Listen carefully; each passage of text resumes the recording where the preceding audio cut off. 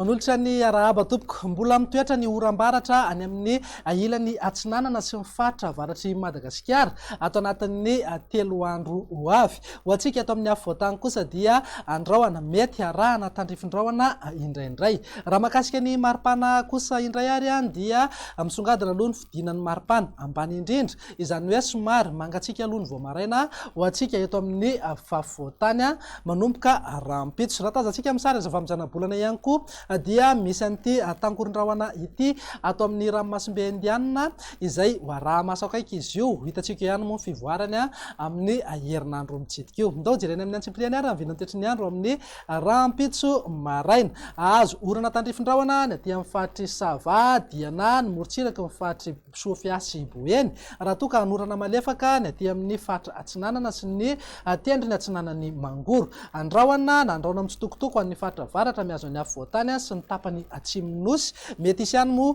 ny orana malefaka indrindra ny voamaraina be ho an'ny faritry Betsiboka, Analamanga, Itasy ary Vakinakaratra. Ny ilany andrefana moa dia andrahoana vitsy na ibalika be ingavy masoandro. Raha ho an'ny tolakandro indray ary dia maina aloha amin'ny ankapobeny any amin'ny faritry Melaky sy Menabe. Raha toa ka andrahoana mety arahana tandrifin-drahona ho an'ny afovoantany. Ny faritra sisa rehetra dia azo oram-baratra mety hialoavana na arahana tafiotra avokoa. Raha mahakasika ny vinany maripana indray dia mananikatra any amin'ny 430 degré ny maripana ambony indrindra aty amin'ny faritry Betsiboka, Boeny ary Sofia, eo amin'ny 420 ka hatramin'ny 420 degré kosa ho an'ny afovoantany. Tazantsika amin'izao fa misy vidinany maripana ambany indrindra ho antsika eto amin'ny afovoantany manodidina eo amin'ny 12 ka hatramin'ny 15 degré. Andao jerena indray ny vinany tetry ny andro amin'ny alatsinainy ho avy izao.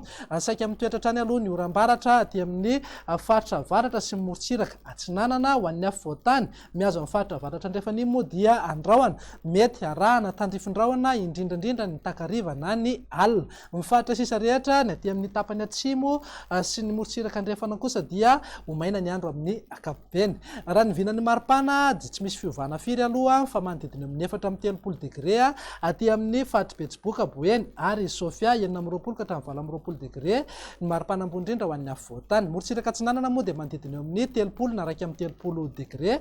Raha toa ka eo amin'ny 30 ka hatramin'ny 30 na 430 degré zany any amin'ny ilany andrefan'ny Madagasikara. Ndao faranana amin'ny vinany tetry ny andro amin'ny talata ary izay dia azo orana tandrifin-drahona ny aty amin'ny afovoantany miazo ny ilany Atsinanana. Raha toa ka saika mitoetra ny amin'ny faritra avaratra andrefana sy ny faritra avaratra ny oram-baratra. Ho maina kosa amin'ny ankapobeny ny Morotsiraka, ny faritry Sava, torak'izay ihany koa ny tapany atsimo-nosy miazo amin'ny faritry Menabe sy Morotsiraka, ny faritry Melaky.